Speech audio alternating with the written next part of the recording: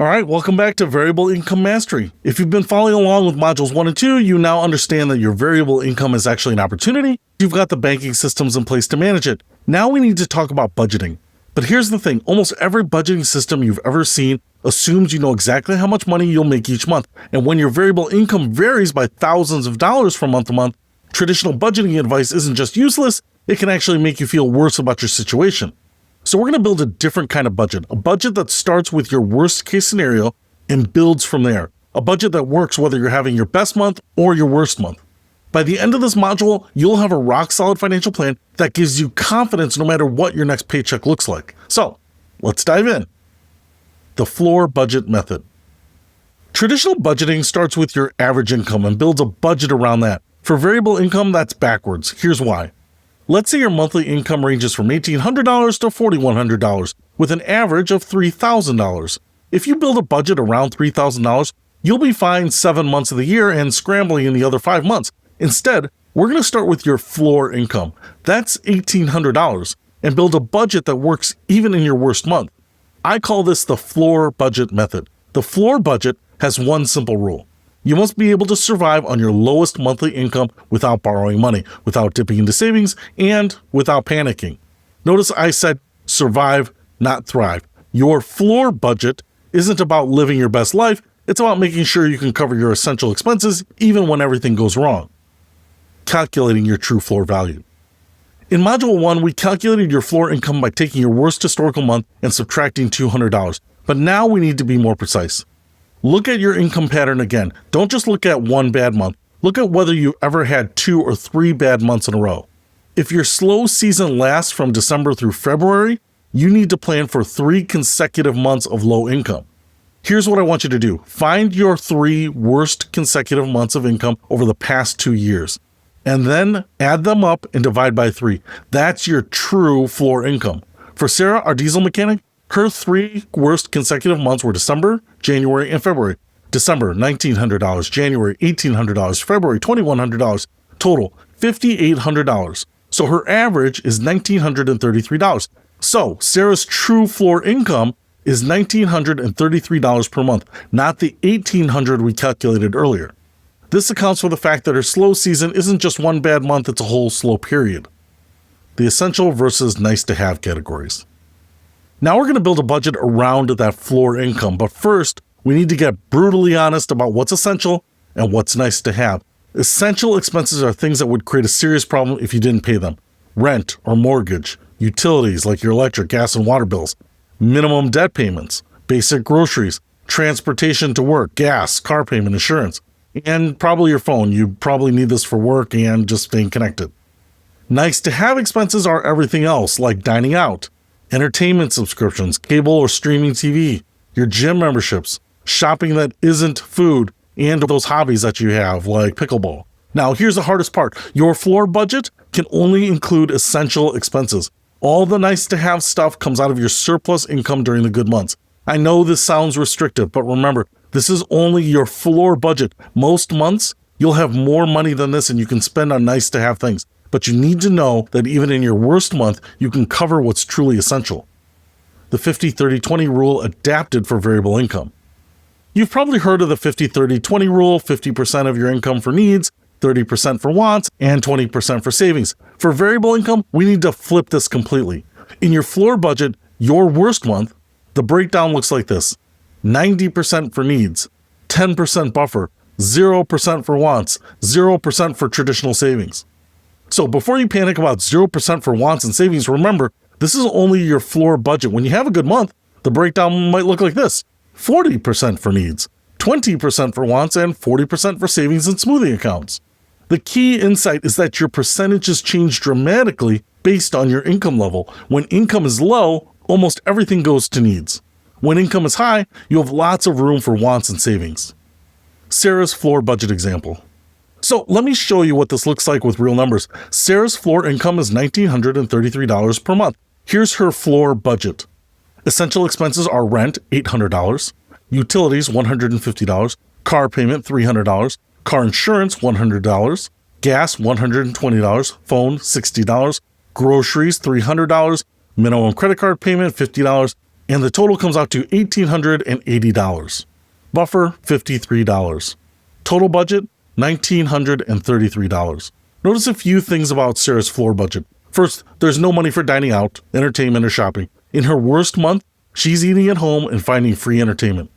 Second, there's only a $53 buffer. That's not much, but it's something. If gas prices go up or she needs to buy something unexpected, she's still got a tiny bit of wiggle room.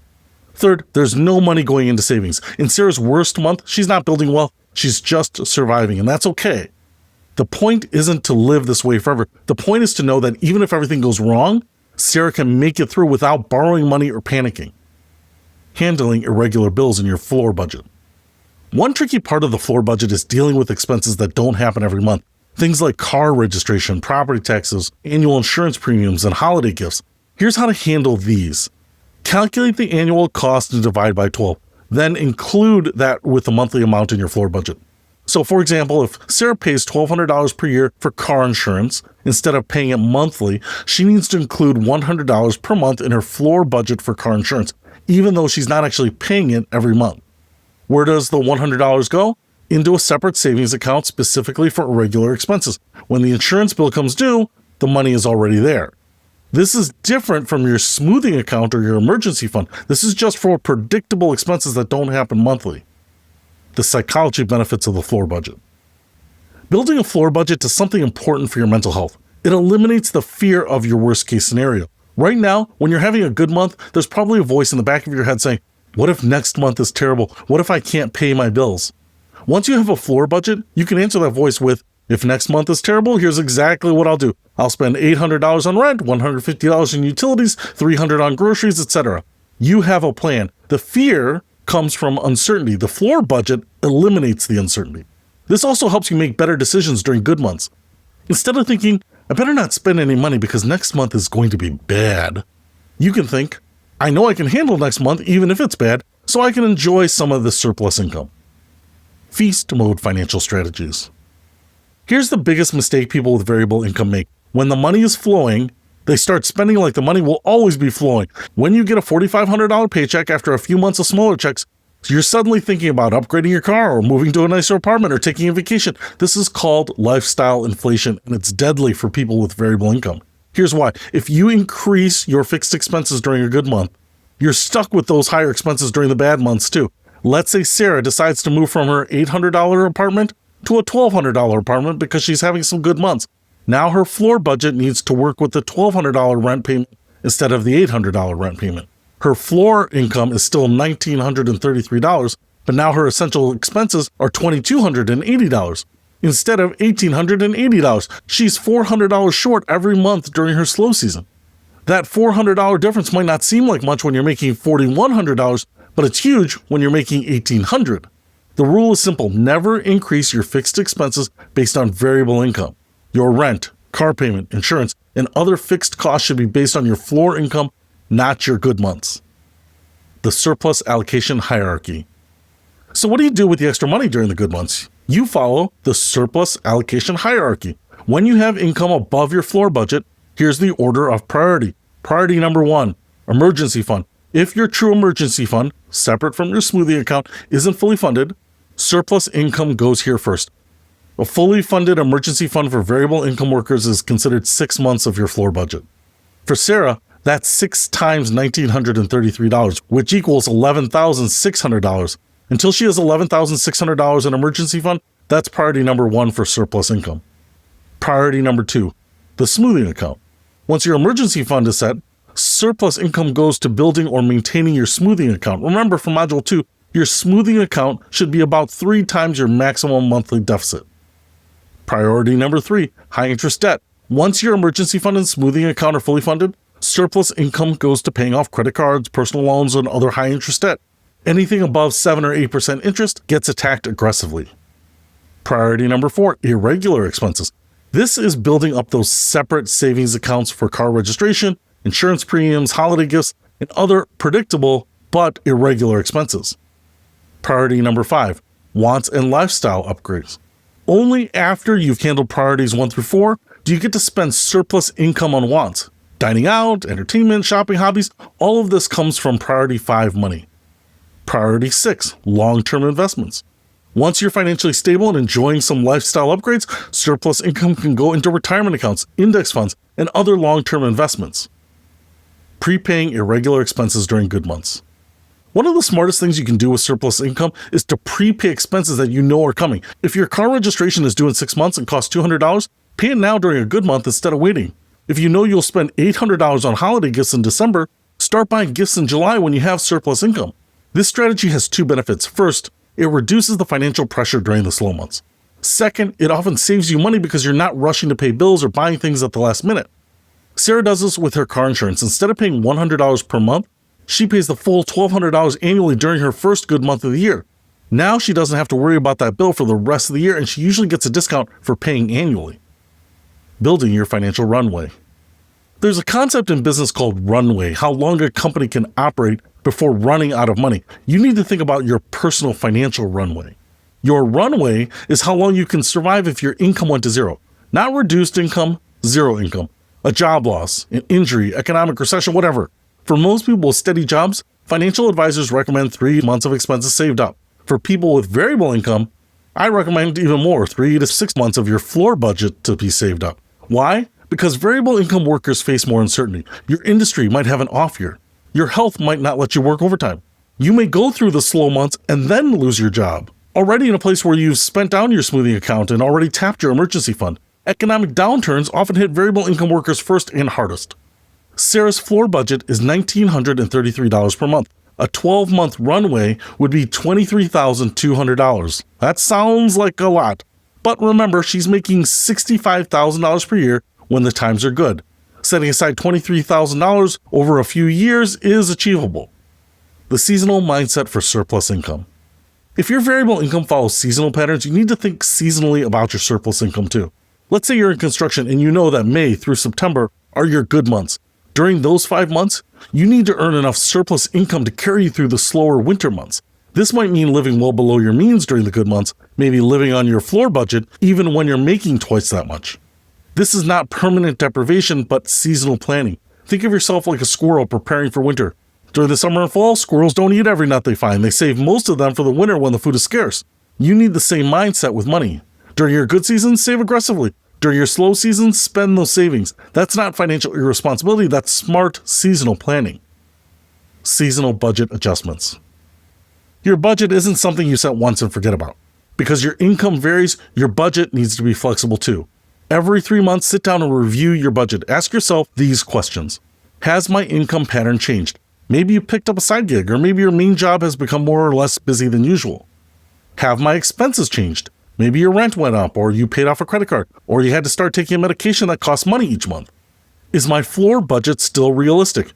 Maybe your worst months aren't as bad as they used to be, or maybe they've gotten worse. Are my surplus priorities still correct?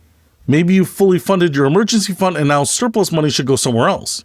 These quarterly reviews don't have to be complicated. Just spend an hour looking at your numbers and making small adjustments. The goal here is to keep your budget aligned with your reality. Predictable expense timing. Even though your income is variable, some of your expenses are predictable. You know property taxes are due in November. You know you'll spend extra money in December for holidays. You know back to school expenses hit in August. Build these predictable expenses into your budget plan. If you know December is expensive, save extra money in October and November. If you know car registration is due in March, start setting aside money in January. The key is to think ahead. Variable income workers who get into financial trouble usually aren't surprised by variable income. They're surprised by predictable expenses they didn't plan for. Industry-specific seasonal planning. Different industries have different seasonal patterns, and your budget needs to reflect your specific industry. If you're in retail, you know November and December are crazy, but January and February are dead. Your budget needs to account for high expenses during the busy season. You might be eating out more because you're working long hours. And lower income during the slower seasons. If you're in construction, your busy season might be spring through fall, but your expenses might be higher during winter because of heating bills and more time at home when your income is actually lower. If you're a tax preparer, your income is concentrated in a few months of the year, but your expenses are spread out over 12 months. The specific pattern doesn't matter. What matters is that you understand your pattern and plan for it. The annual budget perspective.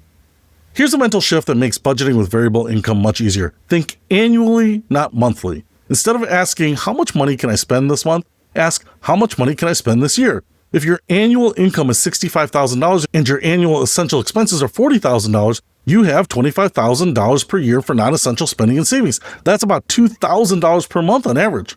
Some months, you might spend $500 on non-essentials. Other months, you might spend $4,000. As long as it averages out to $2,000 per month over the year, you're on track.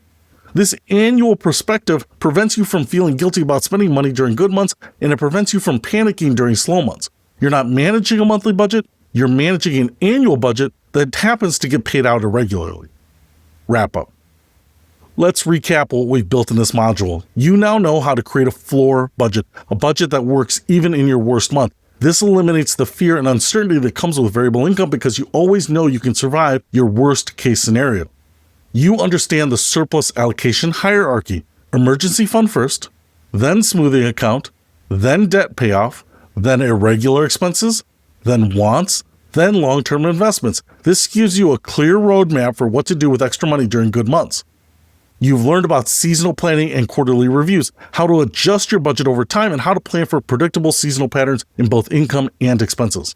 And most importantly, you've learned to think annually instead of monthly. Your variable income isn't a month-to-month crisis, it's an annual income that gets paid out irregularly.